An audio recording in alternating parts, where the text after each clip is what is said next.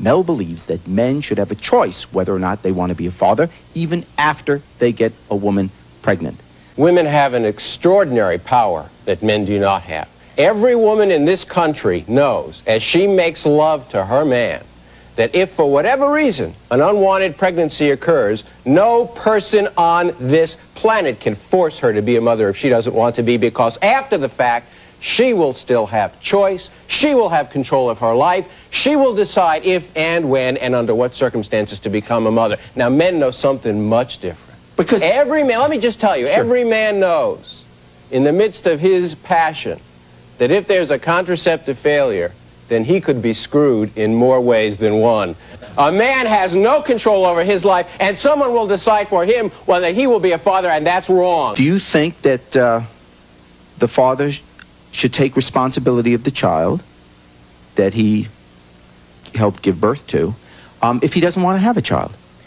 Well, yes. I mean, first of all, I would advise women to get to know the men a bit better, because there's some real nuts out there, as we may have been witnessing. But in any case, I would say, yes, obviously, I think men have to take responsibility, because to me, the primary concern in this matter would be the child. And I think the poorest sector of people in this country are children.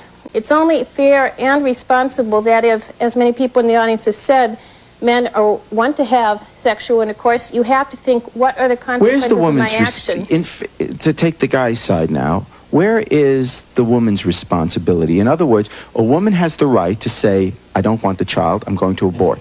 A woman has the right to say, okay, I'm going to have the child, but I'm going to give it up for adoption because I don't want the financial responsibility for the child. I don't want to devote time or anything else to the child. A woman has that right. Shouldn't a man have that same right?